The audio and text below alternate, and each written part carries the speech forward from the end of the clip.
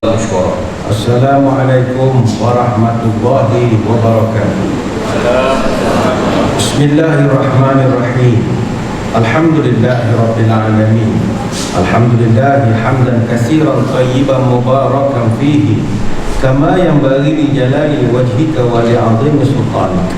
Allahumma shalli ala sayyidina Muhammad abdika wa rasulika nabiyil ummi wa ala alihi wa sahbihi wa sallim. Na'udzu bi kalimatillahi tammati min syarri ma khalaq.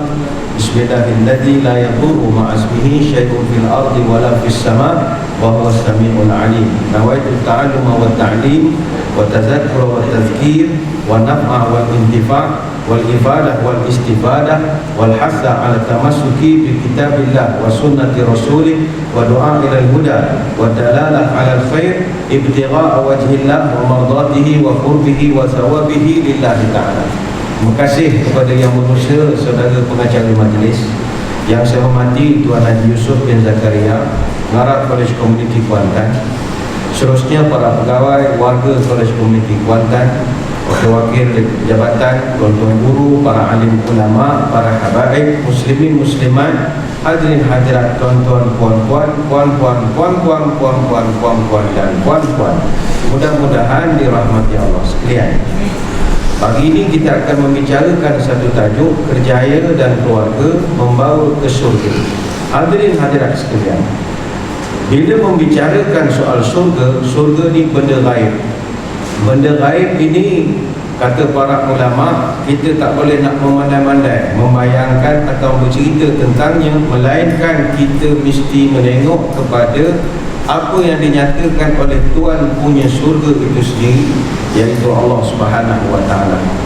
Maka syukur alhamdulillah, di dalam Quran, dalam hadis-hadis banyak dinyatakan, disifatkan tentang syurga ini dan disebutkan apakah perkara-perkara yang boleh membawa untuk kita masuk ke dalam syurga itu.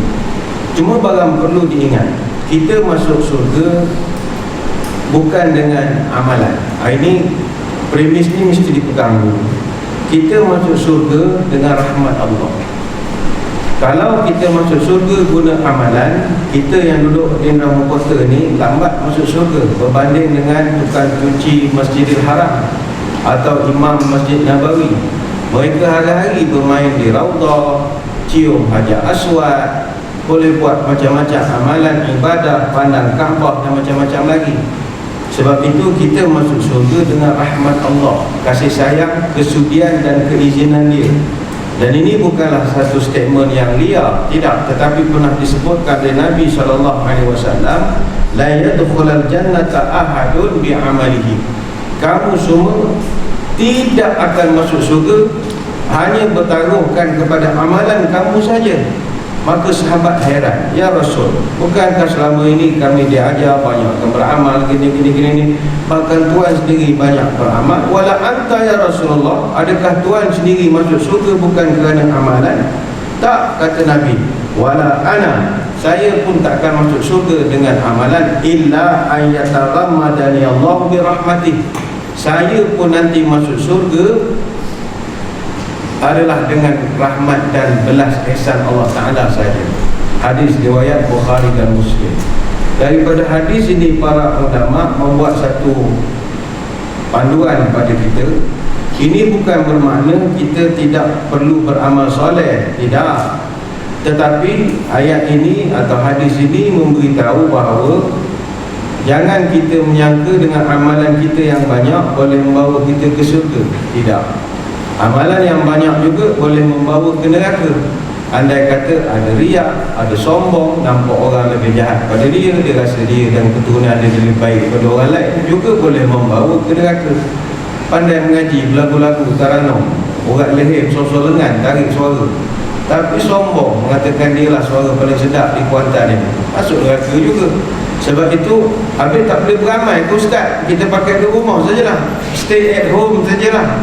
Dia begini, amalan perlu dikumpul. Sebab amalan ataupun pahala ini kita perlu di akhirat, kerana pahala adalah mata wang akhirat, currency untuk hereafter.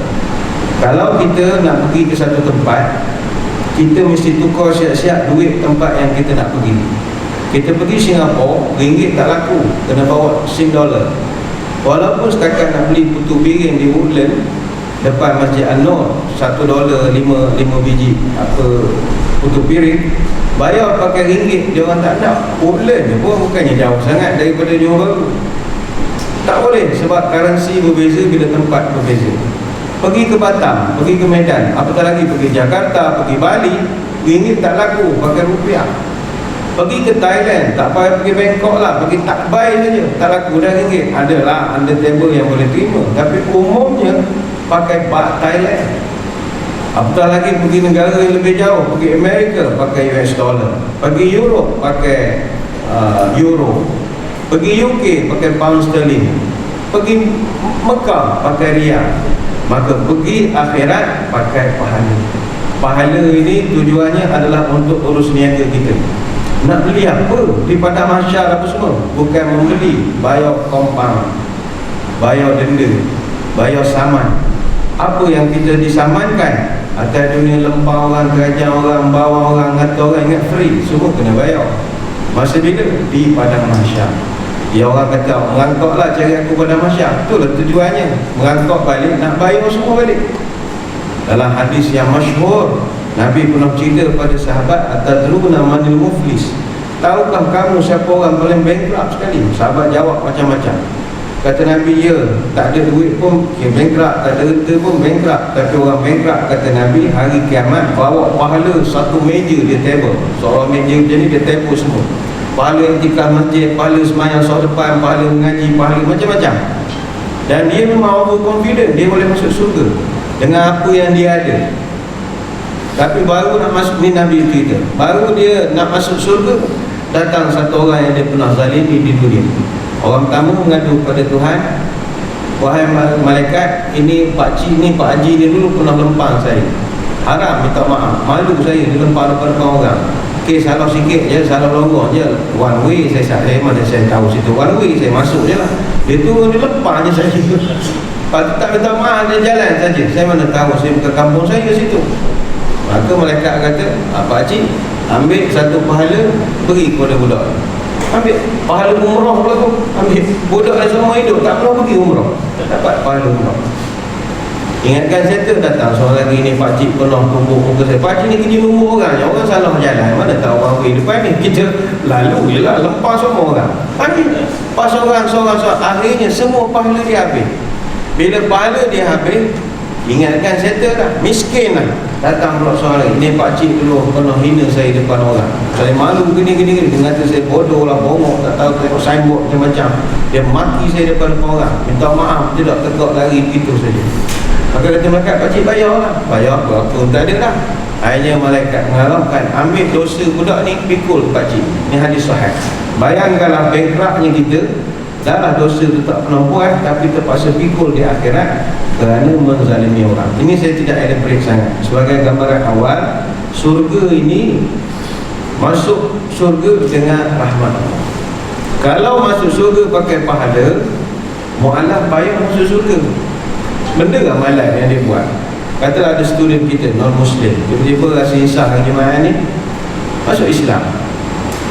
Tengah hari cadang nak pergi sembahyang Jumaat, tapi tak boleh juga, kena didaftar dulu macam-macam. Orang Melayu pula asal sunat, suruh sunat macam-macam, asal masuk Islam suruh sunat, deng balik. Jadi orang tu pun baru masuk Islam, dia pun baru melintas depan wisma beliau, lagu pula dia lori 20 tayang, meninggal masalahnya.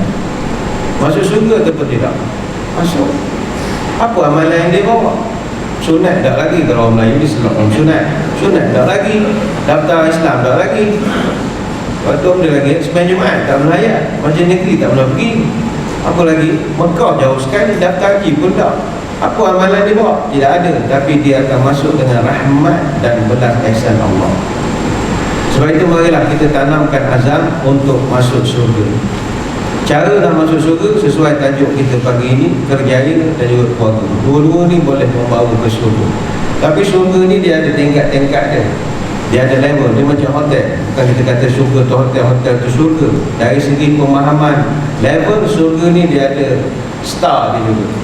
Dalam Quran Allah Ta'ala sebut surga yang paling bawah sekali adalah surga khuldi. Ini disebutkan dalam surah Al-Furqan ayat yang ke-15. Tapi perlu dipahami, walaupun kita sebut istilah surga paling bawah, dia bukan makna dia macam dari segi hotel seolah-olah membandingkan antara Hyatt dengan tahun 6A. Tak boleh begitu. Dia tetap satu surga. Dan surga ni walaupun dia paling bawah, dia punya nikmat tak boleh dibayangkan, luar biasa. Nabi pernah sebut dalam satu hadis qudsi, qala Allah a'addattu li'ibadiyas salihin ma la 'aina ra'at wa la udhuna sami'at wa la khatra 'ala qalbi bashar. Allah Ta'ala janji padaku bahawa hamba-hamba yang soleh akan dimasukkan ke dalam surga. Yang mana surga ni, kata Nabi, kata Allah, nikmatnya itu tak pernah dilihat oleh mata, tak pernah didengar oleh telinga, dan tak terbayangkan di dalam pemikiran. Kalau nikmat tak boleh bayang, memang hebat ke? Biasa kita boleh membayangkan. Contoh, dalam surga ada bidadari. Tuan-tuan janganlah membayangkan dalam bidadari itu ada rupa macam pembaca berita, macam pramugari kapal terbang, macam kaunter bank punya pekerja. Tak ada, takkan ada rupa seperti yang kita bayangkan. Tak mungkin, sebab dia wala khatra ala qalbi bashar, tak dapat dibayangkan. Dalam surga ada sungai. Janganlah dibayangkan macam sungai Kuantan, macam sungai Pahang, di Pekan. Tak. Dia sungai, tapi sungai cara surga. Dalam surga ada apa lagi? Ada buah-buahan, ada anggur, ada kurma, ada pisang. Janganlah tuan-tuan bayangkan macam buah-buah yang kita kenal di dunia ini. Tak mungkin. Maka bayangkanlah itu surga hak paling bawah tu. Sikit atas, kata Allah dalam surah Al-Dukhan ayat 51, surga maqamun amin. Sikit atas, surga Darul Muqamah, disebut dalam surah Fatir ayat 34 sampai 35. Sikit atas dipanggil surga Darus Salam, disebut dalam surah Yunus ayat 25. Sikit atas surga Ma'wa, Jannatul Ma'wa, ini dalam surah As-Sajadah ada disebutkan, surah An-Nazi'at pun ada disebutkan. Atas lagi namanya Jannatul Na'im, itu disebutkan dalam surah Al-Hajj dan juga surah Luqman ayat yang ke-8. Atas lagi namanya Jannatul Adnin, itu disebutkan dalam surah Taha dan ada juga direkodkan dalam surah Taha, surah Sad ayat yang ke-50. Dan kemuncak kepada surga ini macam Adnin ni tadi, Jannatul Adnin, itu orang Kristian pun percaya wujudnya surga, paradise yang namanya Adnin. Mereka panggil sebagai Eden. Dia pun faham tentang konsep surga ranking tinggi. Tapi surga yang paling tinggi sekali adalah surga Firdaus. Yang orang putih pun kenal, mereka panggil paradise. Paradise itu adalah Firdaus.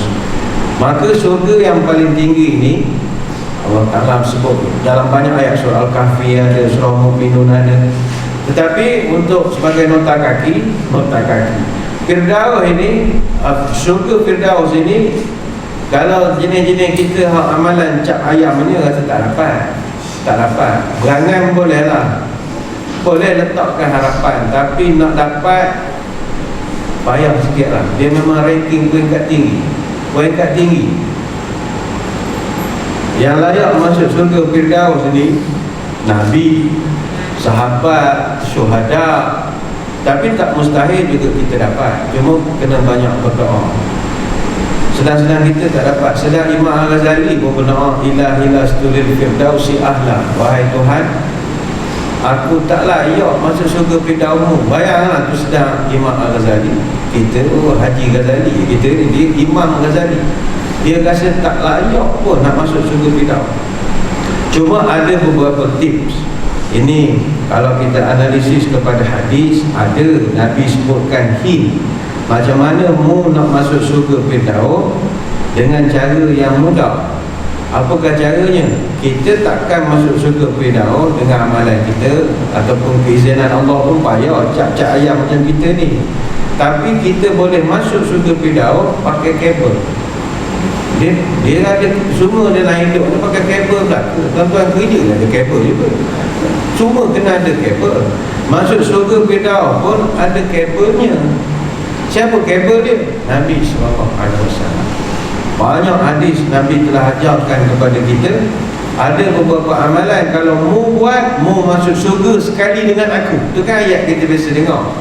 Sebagai contoh, Nabi pernah sebut, siapa-siapa yang ana wa kafirul yatim fil jannati hakaza, saya dan orang yang menjaga menyantuni anak yatim ini macam, kata Nabi, di hari akhirat. Artinya orang tu dia sekali dengan Nabi, dia tak layak masuk Firdaus, tapi sebab dia jaga anak yatim, dia dapat masuk sekali dengan Nabi.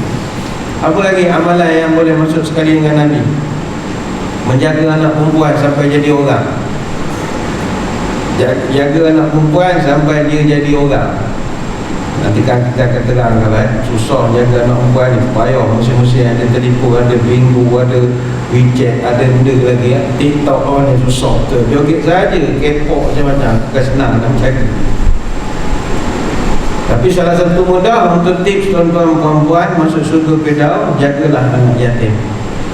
Dan cadangkan kalau tuan-tuan kita ni yang makan gaji ni, alhamdulillah duit ada sikit, Tuhan bagi gaji pun tetap, malam-malam pun ada duit, work from home pun ada juga duit. Tapi orang lain susah, ramai lagi. Orang yang kerja di sektor pelancongan, jet juga lah, tak ada tarik and break lah, melancong apa musim-musim begini. Banyak pergi ke Kuantan Perik, Mega Mall, mana tak ada orang lah. Kesian, kita kesian. Jadi orang susah ramai. Kita ada Tuhan bagi rezeki sikit, tidaklah banyak, boleh lagi gigit sikit-sikit. Mari kita bantu khususnya anak yatim yang susah. Caranya, pergi ke sekolah, tanya kepada guru besar penuntut ilmu. Pergi sekolah rendah lah bantu anak yatim ni. Sekolah menengah tu biasa dah banyak dah bantuan dapat. Pergi sekolah rendah, tanya guru besar, budak darjah 1 ada berapa anak yatim, darjah 2 ada berapa anak yatim. Dapat senarai, mungkin darjah 1 ada 3-4 orang. Dia anak yatim yang terbaik, yang bapak dah meninggal. Kalau cerai tu part lain, bapak meninggal, mak pula susah. Itu memang yang paling afdal. Dan paling afdal budak tu belum balik, itu paling afdal sekali. Dah dapat tahu siapa, pergi ke kantin, jumpa dengan makcik kantin tu, beritahu je lah, kak ni budak-budak yatim darjah 1, darjah 2, darjah 3 ni, dia orang datang makan di kantin pagi saja. Mula-mula saya datang bayar, ambil dia nak makan, dia nak bungkus lah. Budak makan berpesin sangat tidaklah banyak, tidaklah sikit, tapi boleh lah kita tanggung. Bayangkanlah tuan-tuan buat amalan kecil begitu, tapi mengingatkan kesusahan orang, masuk surga sekali dengan Nabi. Tuan-tuan, tapi bila debat duit ni jangan terus buat je tengah hari, bincang lah dengan Menteri Kewangan di rumah, balikkan bincang dulu. Yang pagi tadi abang dengar ceramah, ustaz tu bagi dapat ada, betul je. Kita ni tidak ada duit banyak, tapi boleh dah buat cari amalan baik untuk bawa ke surga. Abang ingat kita jaga, kita tolong anak yatim, nak jaga di rumah tak mampu, kita pun jarang di rumah. Kita pergi kantin, ceritalah macam kita bincangkan ni, beritahu lah apa dulu memang pernah dengar ustaz lain berceramah anak yatim ni yang besar pahala. Kalau kita jaga, ada ustaz lain sebut dulu yang anak yatim kalau kita pegang rambut dia, yang pegang kepala dia, satu helai rambut dia satu pahala. Bayangkan, satu helai rambut satu pahala. Jadi bayangkanlah yang tu bawa kepala anak dia, kalau mak dia yang makin banyak ya. Jadi datang ingat, kita tolong sekali harus selalu kan. Dan tengok tak ada dari isteri, kita cakap seorang rupanya. Jadi ke dapur, ingat buat air, ngasuh parang, serung-serang. Contoh lah. Ini selamat majlis air lah, berbincang nanti ya. Ini contoh saja lah ya. Kita bawa contoh saja. Bagaimanakah kita nak menjadikan kerjaya dan keluarga sebagai tiket untuk masuk ke surga? Hadirin hadirat sekalian, betapa hebatnya orang yang berkerjaya ini, sehingga kan Nabi SAW dia cium tangan orang yang rajin kerja. Nabi cukup respect pada orang yang rajin kerja. Dalam sejarah Nabi SAW dia tak pernah cium tangan orang, itu sifat Nabi. Tetapi Nabi dalam sejarah hanya 3 orang saja dicium tangan. Siapakah orang-orang yang bertuah itu? Pertama sekali Sa'ad bin Mu'az radhiyallahu anhu, yang kedua Mu'az bin Jabal radhiyallahu anhu, dan yang ketiga Fatimah binti Muhammad sallallahu alaihi wasallam radhiyallahu anha. 3 orang ni je Nabi pernah cium tangan. Apa sebab? Satu hari Nabi jumpa dengan Sa'ad bin Mu'az, Nabi salam dengan dia. Nabi salam, Nabi rasa tangan dia kasar, berkerok-kerok tangan dia. Nabi bertanya, kenapa tangan kamu begini kasar? Kata dia, saya kerja ya Rasul.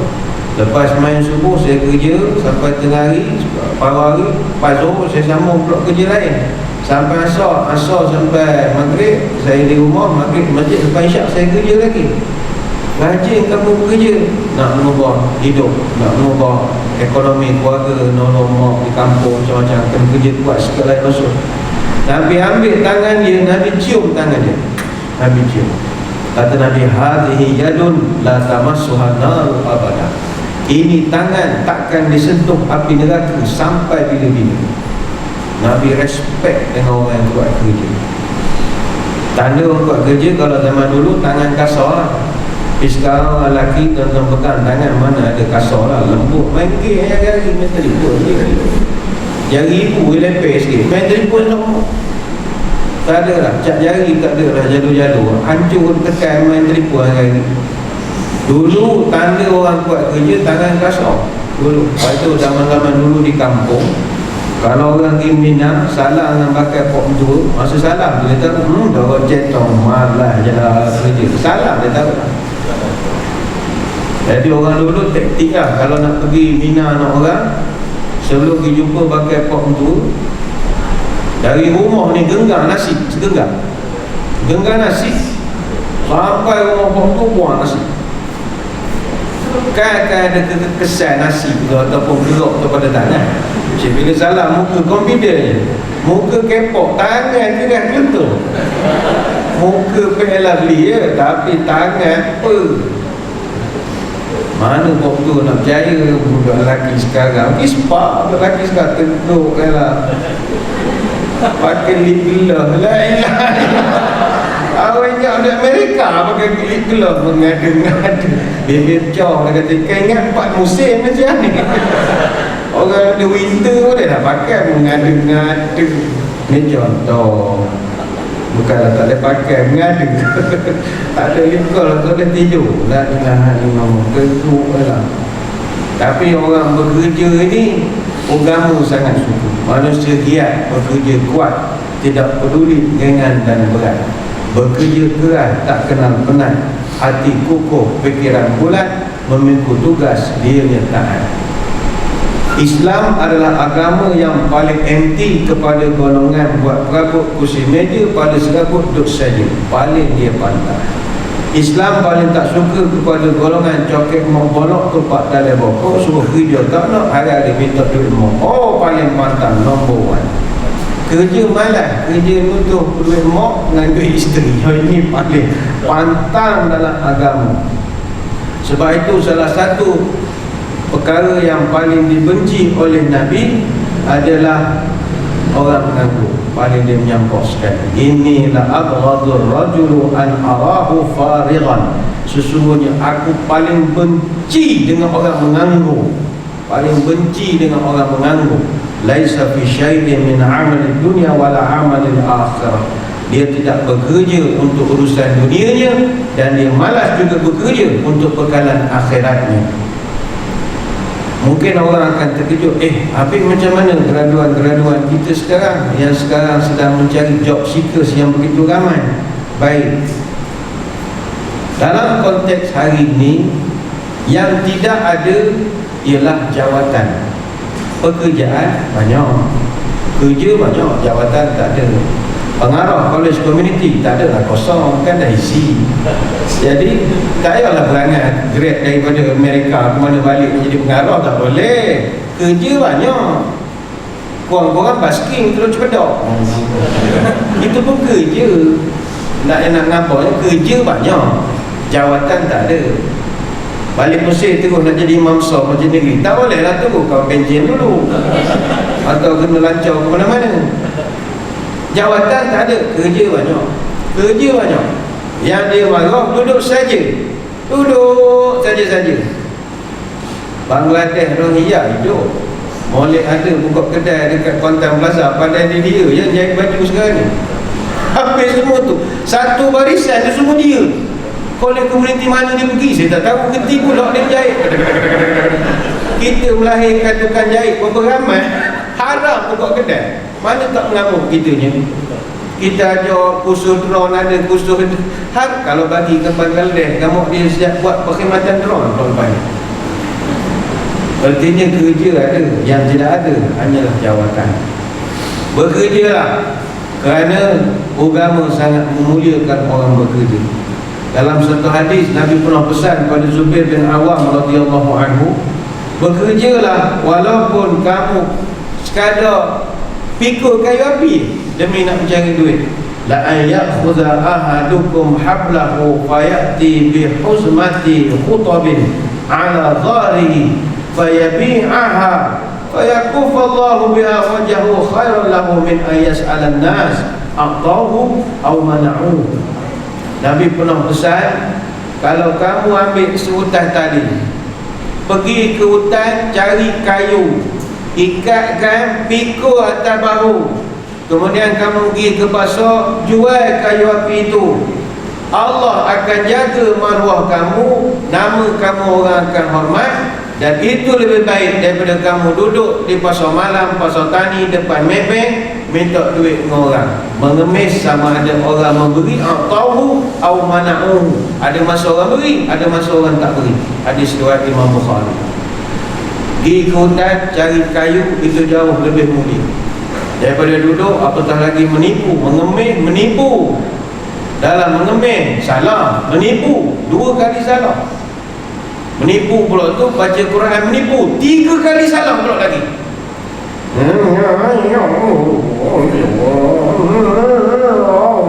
Ya kan, pada tu Walkman tak ada bateri, rupa memang dia cari tim mengaji. Datang kamu tangkap, pegang Quran itu. Orang dengar bunyi lagu Quran tu, bagi orang Melayu tak kenal sangat. Jangan lagu ya. Wal padang pasiru tadu di pokok kayu, panasu tariku dapat RM5. Kita nipu. Lepas itu ingat, mengemis tak dibenarkan. Ma yazalu rajulu yas'alun nas hatta ya'tiya yawmal qiyamah wa laysa fi wajhihi muz'atul lahmin. Orang yang kerjanya mengemis di atas muka bumi, nanti dia akan datang pada hari kiamat tanpa memiliki sekerat daging pun pada wajahnya. Hadis Bukhari Muslim. Nabi pantang dia orang mengemis. Mungkin orang kata, siap ustaz dia mengemis, betul jadi pakai ramai tu. Biar je apa, traffic light tak apa, kena marah dengan fikir cerita lain. Mangga traffic light sini banyak lah dia. Janganlah kita ini, orang dia mencari rezeki. Masalah motor cilok langgar tu cerita lain, tu yang fikir marah tu. Tapi janganlah mengemis. Cuma bagi kita yang berkejaya sekarang ini, yang paling mustahak kerjaya ini perlu diseimbangkan, iaitu bekerjalah secara sederhana, jangan sampai jadi workaholic. Masalah orang kita dalam bekerja ni, satu golongan malas tahap puaka, satu golongan kerja rajin tahap puaka pula pun tak boleh juga. You work to live, not live to work. Kita bekerja untuk hidup, bukan hidup kita nak kerja siang malam. Get a life, a family, friends, community, masjid, dakwah, ummah. Banyak lagi chapter-chapter dalam kehidupan kita yang perlu juga kita berikan keseimbangan. Mesti ada work-life balance. Kalau kita kaji sejarah, kenapakah dulu atau sampai sekarang kita sambut hari buruh 1 hari bulan Mei? Sejarah sambut 1 hari bulan Mei kerana para pekerja dulu berjuang, kerana kerja tak ada balance, tidak ada keseimbangan. Dulu golongan kapitalis ni orang siang malam fikir untung. Macam kita dalam zaman wabak pandemik ini, kapitalis ramai juga, dia sentiasa cari duit daripada kesusahan. Dia memang golongan kapitalis. Dulu mereka paksa bekerja antara 12 hingga 14 jam dalam sehari, dan ada yang sampai 16 jam sehari, dan tidak ada cuti yang diberikan kepada buruh ketika itu. Jadi para pekerja zaman itu, mereka buat satu petition memperjuangkan 8 hours labor 8 hours recreation, 8 hour rest. Dia buatkan petition nak datang 8 jam bekerja, 8 jam rekreasi dan 8 jam untuk rehat. Dia perjuangkan start tahun 1888. Mereka berjuang. Ketika itu sambutan Hari Buruh diadakan untuk kenang peristiwa Haymarket di Chicago ketika itu. Dan start daripada itulah kita sambut Hari Buruh. Tapi Malaysia ni dia tak berapa suka dengan buruh. Sebab kalau parti buruh kan yang agak bangkang sikit. Jadi Malaysia hanya sambut Hari Pekerja 84 tahun selepas itu. Sebab kita memang kalau boleh suruh orang kerja sampai mati. Tak nak bagi dia rehat-rehat, lantak aja. Bila mati bekerja, diri kat jabat kita mati. Jadi kita tak 84 tahun kemudian baru diadakan. Tun Dr. Ismail diumumkan pengiktirafan kerajaan kepada Hari Pekerja 20 Mei tahun 1970. Padahal dia dah mula perjuangan tahun 1888 dan bermula tahun 72 barulah diberikan cuti umum. Sebab masa itu Malaysia dia tak boleh nak bagi muka sangat kepada pekerja ini sebab tunggangan golongan kiri ketika itu ataupun golongan sosialis komunis ini dia banyak berselerap dalam buruh ketika itu. Ini cerita sejarah dulu. Yang penting janganlah workaholic sangat, seimbangkan. Sebab itu workaholic ini adalah gabungan daripada work and alcohol. Ada gabungan antara workaholic, always addicted to the activity not the result. Itu workaholic. Orang yang selok bekerja dia panggil philo type of person. First in last out. Masuk office 6:30 pagi, balik 11 malam. Orang pertama masuk office, orang paling last balik daripada office. Orang macam ni dia addict, dia tertagih dengan bekerja. Tapi not the result. Ada pun orang yang seimbang. Yang penting result bagus, pencapaian sampai KPI dapat, apa lagi kau kan tahu. Takkan nak suruh aku mati diri dalam pejabat. Ada orang ukurannya begitu. Sebab itu tak nak jadi seperti di Jepun. Di Jepun, kerajaan dia sekarang bermasalah. Apabila rakyatnya terlampau rajin sangat bekerja, sehingga mereka ni dia timbul satu masalah dia panggil karoshi. Karoshi ni masalah death by overwork. Mati sebab terlampau banyak bekerja. Orang Jepun memang rajin kerja. Betul yang kita di Malaysia kita bawa budaya Jepun banyak, pandang ke timur. Hatta 5S tu pun dulu Jepun. Apa seiri seiton apa ke Jepun asalnya. Tapi pihak mampu tukarkan dalam bahasa tukarkan kepada bahasa Melayu 5S tu. Cising, sapu, susun, sepos mula sorok dia orang kita lah. Tukarkan. Kerja ngarut berlaku. Banyak kerjaan lain. Mana ada orang 5S lagi. Mana ada dah. Kalau buat gila. Kerajaan tahu benda tu tak pernah sabar. 10% daripada kerja hakiki hilang kan, untuk mengadap ke make up pejabat kita. Buat ni tagging slipper. Macam aku tak kenal tu slipper. Suwi. Orang tahulah suwi. Orang nak tagging suwi ni. Kalau suwi kan banyak. Mana suwi satu, lampu satu, suwi dia, lampu dua. Pun dah sabar. Semua benda dia tagging je. Lampu, kipas, cermin. Nak seragam. Kalau staff belum partition belah kiri pakai spek semua susun. Kalau kubur. Mengaruh orang kita kalau bak kosmetik ni terus sangat. Make up yang macam tadi kemas dah pejabat jadinya. Dalam kerjaan buang kan kita tukar kepada EXA, ekosistem kondusif sektor awam, EXA. Ini 100% orang mampu made in Malaysia. Kalau tuan-tuan berani buatlah EXA. Alhamdulillah, bukan senang buat EXA. Tapi kepada yang menengok saudara ni, kalau belum ada, mohonlah. Sebab dia sekarang check online je. Sekarang semua online je. Check pakai kamera begini. Nampak okey ni, terus lulus selalu. Tak payah datang. Tak ada audit mana boleh kan, tak ada juga lah. PhD, Viva pun pakai online, takkanlah EXA datang. Saya fizikal. Tanyalah ada EXA. Memang kita respect lah bagi mana-mana organisasi yang ada EXA. Bukan senang nak mendapatkan. Tanya. Tapi orang Jepun dia memang rajin, kita tak nafi. Tapi dia orang dalam kajian orang Jepun, dia bekerja 2124 jam setahun, ataupun rata 40.5 jam seminggu. terlampau kuat bekerja. Kan karaoke asal dari Jepun. Kenapa ada karaoke? Sebab takut balik rumah, bini marah balik. Bini suruh pergi kerja, bayangkanlah. Kata dia habis hotel pukul 5, kalau balik bini marah, apa yang kau balik kuna dah sampai. Pergi kerja tu, balik malam sikit tak apa. Jadi dia kata kerja dah habis, apa aku nak buat? Pergi karaoke, nyanyi pukul 9 balik lah. Bini orang bagus balik malam. Macam ni, kita nak kerja gaji kan kata. Tapi bulan Mac sampai Mac 2019 sampai Mac 2020 saja ada 2,310 kematian direkodkan.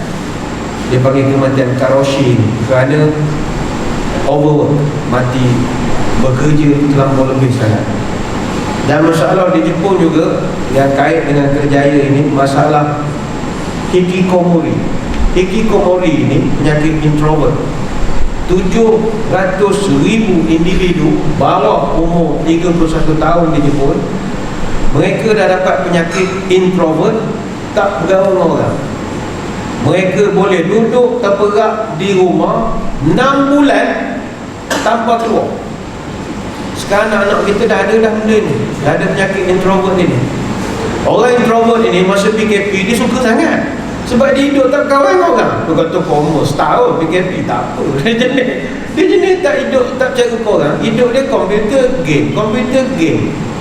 Makanya dari segi sosio budaya, hancur tamadun kita kalau muncul budaya macam ni. Budaya tak percaya korang.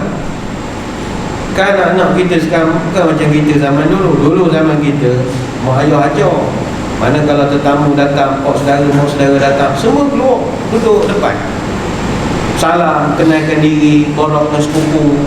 Mana ada budak sekarang, saudara baru datang, berak dalam rumah. Nak jadi apa? Tak tahu, puteri lilin tengok duduk gitu. Tak ada nak kenal mak saudara, tak ada nak kenal sepupu, duduk dengan Korea. Tak, introvert. Itu hasil daripada kerja terlalu banyak, mak bapak tak percaya, lantak. Jadi begitu. Dan masalah ketiga yang berlaku di Jepun sekarang ni adalah masalah seppuku. Seppuku ni bunuh diri 70 kes tiap-tiap hari berlaku di Jepun. Dalam setahun ada boleh cecah 25,000 kes. Ada satu tempat famous di Tokyo nama Aokigahara. Aokigahara ni dia hutan yang paling famous untuk membunuh diri. Aokigahara saja orang bunuh diri itu 105 kes setahun. Orang tempat yang stylo lah kalau mati di situ. Dan kerajaan Jepun terpaksa memperuntukkan 15.8 bilion yen setahun untuk nak buat suicide prevention strategies. Satu kerja lah. Nampak di luar mereka hebat, tapi dari segi dalam begitu rapuh sekali. Lepas tu kalau tuan-tuan yang pernah sampai ke Tokyo, kalau pergi ke Tokyo Metro Subway, dia punya kereta api bawah tanah, kereta api LRT MRT dia, setiap landasan mesti ada pagar cermin. Terpaksa buat macam ada barrier supaya orang tak terjun. Kita punya kereta api laju, mana ada pagar-pagar, orang meletak kena karen tengah jalan gitu, mati gitu. Kita tak ada masalah. Kalau nak pergi daripada KL Sentral ke KLIA, train akan melintas, sila duduk belakang gasan kuning, lurus belakang, duduk belakang gasan kuning. Mana ada niat nawai itu terjun? Tak ada. Tetapi datang buka, masuk jalan. Jepun tak boleh, kena ada pagar. Sebab dia geram nak terjun. Kenapa? Bunuh diri. Ingatlah, kita kalau bekerja terlampau gila sangat, tahap puaka rajinnya tak mana juga. Kita kerja kerana yang ada yang menilai. Siapakah yang menilainya? Yang menilainya adalah Allah. Nabi pernah berpesan, man amsa kalan min amali yadaihi amsa maghfuran lahu. Siapa-siapa yang bekerja daripada pagi sampai petang, kemudian balik ke rumah dia rasa penat sangat bekerja hari ini daripada pagi sampai petang, maka ketika itulah amsa maghfuran lahu, Allah ampunkan segala dosa dia pada hari itu. kerana kepenatan dia bekerja. Maknanya yang Nabi sebut man amsa kalan, siapa balik petang ke rumah, amsa maknanya kerja ikut masa lah.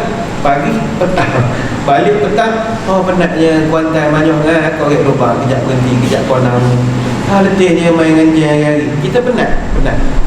Tapi kan nak melayan ke anak-anak lagi, anak makan KFC lah, makan cheesy wedges lah, anak layan king, burger king lah, isteri nak konten pelik lah, beli sikat lah, beli ada je benda-benda. Yalah, dia nak jalan, lama tak menyopir jalan. Habis kita melayankan macam perempuan lagi lah penat balik petang lah penat, jalan jam dalam kota ni, nak tunggu lampu hijau ke sedang nak nasi je, lampu hijau nak tunggu sampai-sampai suami lah buat muka bulu lagi lah, nak minum air lah, ini lagi. Tapi ketika itulah maghfuran lah, Allah ampunkan segala dosa-dosanya. Hadis riwayat Tabrani dan juga Al-Baihaqi. Artinya marilah kita bekerja tapi seimbang lah. Dan antara yang kita nak seimbangkan adalah keluarga. Bahkan dalam bab keluarga ini, kalau kita dapat seimbangkan betul-betul, memang wajib masuk syurga.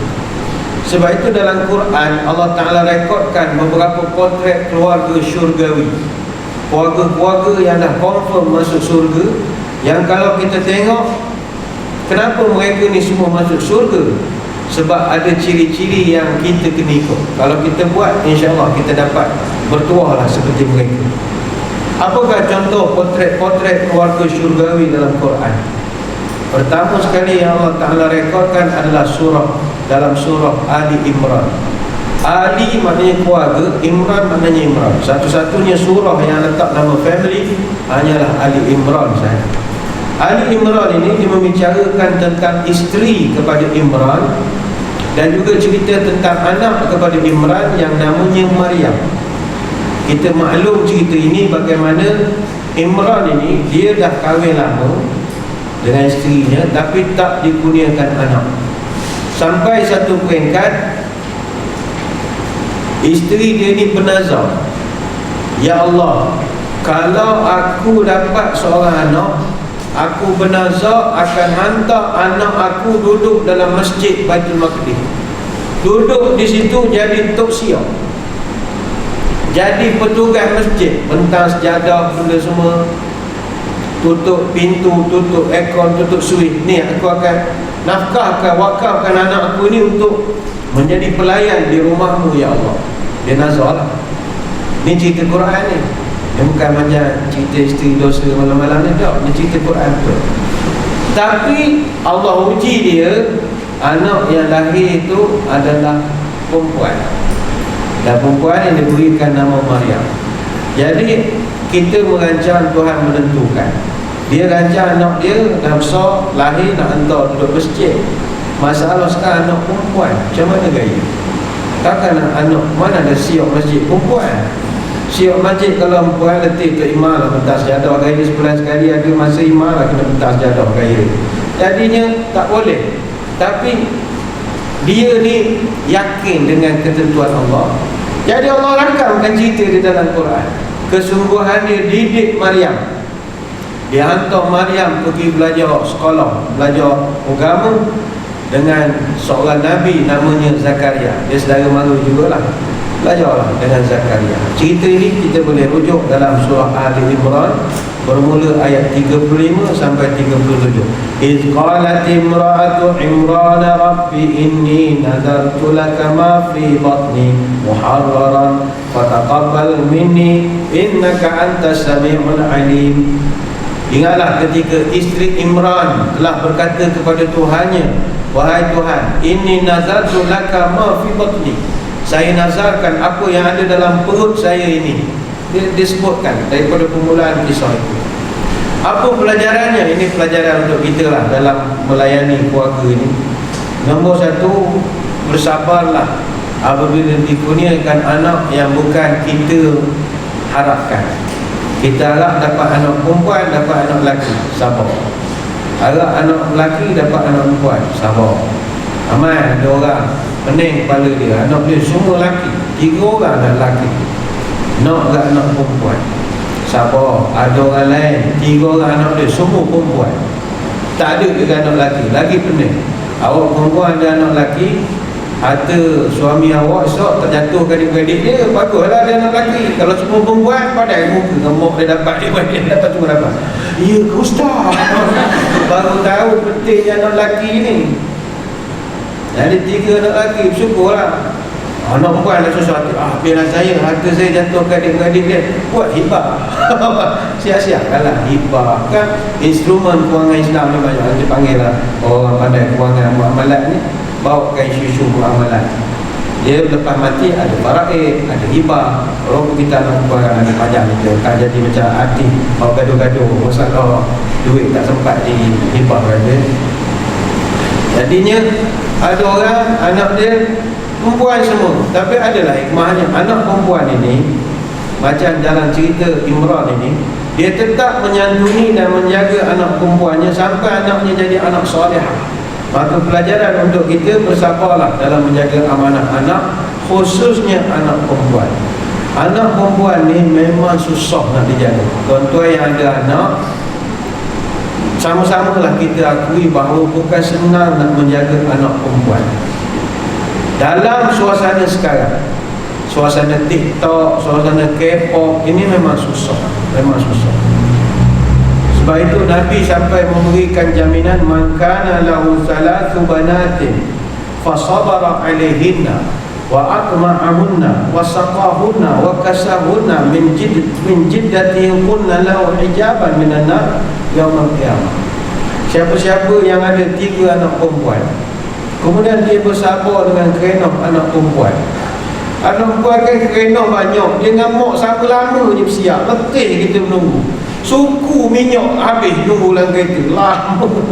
Dia 3 anak tu berebut baju mau anak perempuan ambil, sikat anak mau ambil. Dia buat kita lama. Sabar itu subur, enggak sabar masuk kubur. Sabar. Anak perempuan dia kenyang.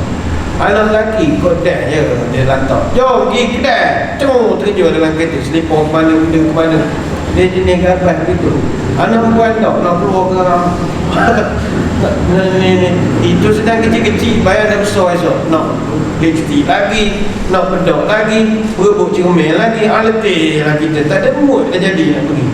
Tapi sabar, kata Nabi, banyakkan bersabar.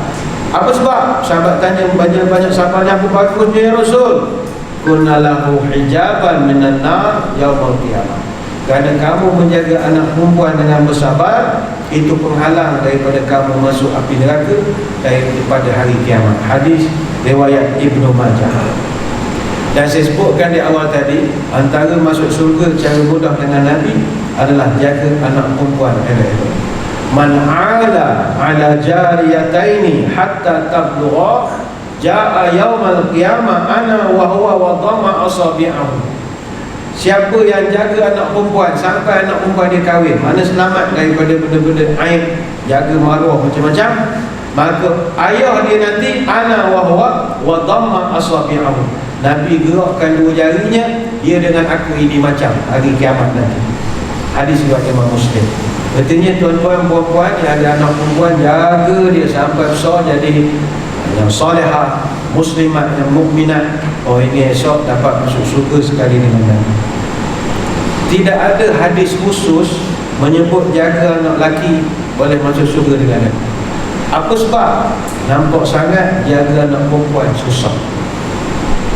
Kata orang tua-tua berharap awan hari nak hujan mencurah, air melempar.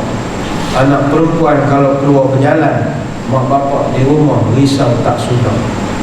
Bawa pinang dalam raga keluar menjala si anak muda, anak dara seorang susah nak dijaga. Lebih baik bela kerbau sekandar, kata orang tua. Orang tua-tua sampai mengatakan jaga anak perempuan itu jauh lebih susah daripada jaga kerbau. Padahal kerbau adalah binatang yang sangat susah dijaga. Sangat tuan-tuan kena buatlah kursus menjaga kerbau. Orang dah tak reti dah menjaga kerbau dah. Sebab kerbau ni binatang yang tak reti masa. Sebab itu kalau orang Kelantan, mu ni pasal kau lu, pasal tu barang big. kubah rapi panggil, kubah rapi. Kerbau ni kat tali pada telinga, tapi kalau rapi cuping memang bengong betul pun. Jenis tolong, dia bukan dekir, dia jenis setonggo. Bela begitu jenis. Pasal kubah rapi mu. Kerbau ni payah, betul orang tak bela kerbau. Tuan-tuan pergi kenduri, banyak kenduri catering sekarang buat kerbau. Tak ada lah. Kerbau benda rare. Sebab orang tak jaga kerbau. Dia kerbau ni saya share sikit lah untuk sebelum tuan-tuan nak buat usaha jaga kerbau. Kerbau ni kita buat kategori dia ikut jenis tanduk dengan gelagat ekor dia. Dia pelik sikit. Dia kerbau ada beberapa spesies. Ini orang kampung punya spesies lah. Kerbau jantan badur, jantan sinar matahari, kerbau bungkai ganti, kerbau canggai peteri, kerbau buluh suai, kerbau sopok muncung, kerbau bintang, kerbau bara api, kerbau kumbang teduh, kerbau pangkoh pening, kerbau punca ekor, kerbau tepuk lalat. Dia macam kerbau. Ni kena pergi ke Terengganu yang gambar dengan kerbau mati guling kerbau dia tu. Dia kenal kerbau. Dia kerbau ni, tuan-tuan kalau nak arah dia, kena cakap bahasa dia. Kerbau dia dia nak bahasa dia, dia cakap. Dia kerbau kan kita boleh arah kalau suruh dia balik, tapi dekir tu lah. Macam lembu takut, kita bawa motor lari lah. Dia lari anak-anak orang ramai macam orang lembu kambing tu kan. Tapi kerbau tak, kita kena ada ilmu sikit lah. Macam kalau kita nak suruh dia jalan ke depan sambil dia tarik bajak ataupun tarik tenggiling, jalan, dia tak faham. Go. Tak, kena cakap bahasa dia. Hai, dia jalan. Canggih, buatlah usaha. Hai. Kalau nak konak kiri, konak kanan, ada bahasa dia. Kalau konak kanan, cah nu. Ada konak kanan. Paling cah, konak kanan. Kalau konak kiri, paling sok. Dia kata kiri sok kiri. Tak tahu kenapa kerbau faham sok tu kiri. Tapi kalau berhenti, stop, dia tak faham. Diam, diam dia faham. Jaga, diam, jaga begitu. Dia patut kita orang faham makan kerbau. Sebab kerbau ni bukan semua negeri reti makan kerbau. Maaf kalau ada orang Johor. Orang Johor reti makan kerbau. Mana reti? Tak reti. Dia ada negeri tertentu je kerbau ni. Kalau macam di Sarawak tu saya tak ingat bahagian mana dia kau mana. Oh, kuat kerbau. Dia punya roundabout dia gambar kerbau. Kerbau seekor. Dia sepadan Brunei. Apa nama kawasan bahagian di daerah di Sarawak? Situ kerbau semua. Kerbau. Kalau di Jawa Tengah memang orang-orang situ tak makan lembu, makan kerbau semua. Kalau kedai sapi Pak Sogeng ada soto memang sedap. Kalau tanya Pak, soto sapi ada? Enggak ada. Sapi kerbau ada. Dia jual kerbau, dia tak jual. Kita panggil kerbau. Dan kerbau ni dia simbol negeri beraja. Itu dari segi sejarah. Sebab kerbau ni dulu hanya raja saja dibenar bela kerbau. Ini sejarah dulu orang Melayu. Hanya raja saja boleh bela kerbau. Sebab kerbau ni macam JCB, Kubota, dia setara backhoe. Dia adalah kenderaan bekerja dulu. Jadi raja-raja je bela. Jadi yang tukang bela tu orang kampung lah. Kerbau ni kalau dia keluar pagi, dia kan dia balik. Dia keluar pagi jalan. Lepas tu kan dia anak beranak ni dia jalan, dia bagus. Dia jaga silaturahim kuat. Dia anak beranak jalan. Bapak depan, mak belakang jalan. Lepas tu nampak mana ada sawah pagi, dia terja ramai-ramai. Oh, mandi. Nyak gitu. Kalau dia malam-malam dia keluar daripada lumpur tu, kita bawa kereta lampu tak apa nasihat. Langgar kerbau tak nampak sebab dia dengan lumpur dengan apa. Itu kalau tuan-tuan belajar jampi serapah kerbau ni nak suruh dia duduk diam, dia jampi dia juga. Tuan-tuan kalau ada jampi tu, setakat budak degil, orang gila mengamuk, baca diam dia. Kerbau diam, takkan dia tak diam. Kerbau diam. Kerbau payah nama. Di Sarawak tu dia limbang. Oh saya limbang. Cerita kerbau pula kita pagi ni. Tak, yang penting nak buat ceritanya, orang tua-tua kata, aku sanggup jaga kerbau sekandang daripada jaga anak dara seorang. Pada kerbau jaga seekor tu pening dah. Dia pula sekanak. Dia kata tak apalah, mak jaga kerbau aku tak apa, dia boleh jaga orang perempuan. Tak sanggup. Sebab budak perempuan di orang geram. Itu masalah. Kerbau tak ada orang geram. Lantak mana orang peduli geram kerbau. Anak perempuan payah. Dia nak pergi ke sekolah pun kita susah hati. Anak lelaki tak apa, orang kacau dia, tombok orang tu. Anak perempuan mana gaya, kacau dia, mereka apa semua. Jadi kita susah hati. Lepas tu anak perempuan ni pula, dia jawab banyak. Tu masalah. Enak sekali makan berangan, buah berangan dari muka. Anak lelaki berlawan lengan, anak perempuan berlawan lidah. Tak tanya kita. Kita cakap sepatah, dia jawab 3-4 patah. Dia tak takut. Awak dah sudah sama riwayat tu sama. Kadang dia betik ayah dia baru nak buka mulut. Awak ni ayah tu nak betik, tadi kerja lain betik. Oh dah senapah dia dengan mak sama saka kongsi. Pokok. Alah ayah dia menantak kena marah aku pula kena marah. Aku niat nak marah dia, lepas tu dia pula marah aku. Jadi marilah kita jaga keseimbangan. Kerja-kerja juga anak kita jaga, khususnya anak perempuan. Anak lelaki bukanlah tak perlu jaga. Sebab kadang-kadang kami Jabatan Agama, ada masa kami tangkap orang yang kelakuan tak senonoh. Kebanyakan yang kita tangkap ni jenis mak ayah tak jaga. Kerja buat sangat, kerja siang malam pagi petang, kaki jadi kepala jadi kaki, tak benda dicari dan hidup tak tahu. Tidak ada keseimbangan. Anak-anak terdiam. Borak dengan ayah tak dengar, sibuk main telefon. Borak dengan mak pun sama juga, tahap pembawaan dengan telefon. Dengan anak. Akhirnya anak tak ada tempat bercerita. Cerita ke boyfriend, masalah jadi start pada begitu lah. Saya ingat kalau buat test pada kita semua pagi ni, tak ramai pada kalangan kita ni yang betul-betul kenal anak kita. Sebab kita sibuk kerja. Muncullah Tuhan bagi PKP 3 bulan, barulah tahu perangai anak sikit sebanyak. Pandai melukis kali rupanya. Aku dah tahu kau pandai melukis. Abang-abang tengok melukis. Baru dan tengok. Dulu kata dan baru nak tengok anak melukis kan. Telefon dan macam-macam. Ada semua. Pernah di Singapura dulu buat test. Jadi kita boleh buat test juga ni. Dia buat satu soal selidik. Bilik pertama bibi, bilik kedua mak. Jadi dia dah temu ramah anak tu. Dia tanya anak tu, budak ni umur 6 tahun, 7 tahun, who's your best friend? Siapa anak kawan kamu yang baik? Kamu suka cerita apa? Suka makan apa? Dia ambil dah basic punya soalan. Tanya pada bibi. Bibi boleh jawab markah 100%. Siapa kawan baik dia? Kawan baik dia ni. Dia suka makan apa? Dia suka makan ni. Bibi lulus semua. Tanya mak, tak boleh jawab. Siapa kawan baik anak anda? Mana dia tahu? Mak dia sibuk bos nak geruk je. Mana cara ke anak? Pada anak dia balik cerita, mak tadi kan kat sekolah Aisyah cakap apa dia. Mak masukkan aku lagi. Dia tak kenal pun kawan anak. Tapi bibi, sebab anak tengok mak tak cerita macam cakap kerbau. Mak tu kerbau. Cakap bibi lagi bagus. Bibi, tadi saya kat sekolah Aisyah, dia pakai kasut warna pink. Bibi layan warna pink. Esok pakai kasut apa? Perbualan tu sebab bibi tahu banyak maklumat. Dia balik cerita ini, cikgu sekolah dia marah, semua orang kena berdiri.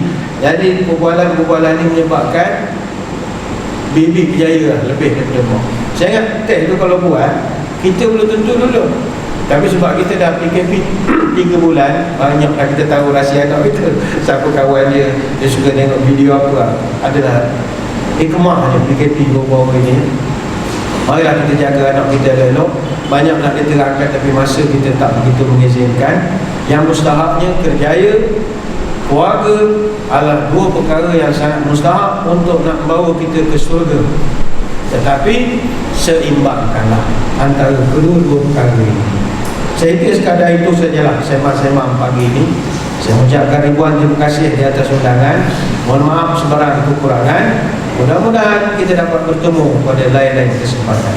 Sekadar itu, wabillahi taufiq wal hidayah. Wassalamualaikum warahmatullahi wabarakatuh. Wallahu a'lam.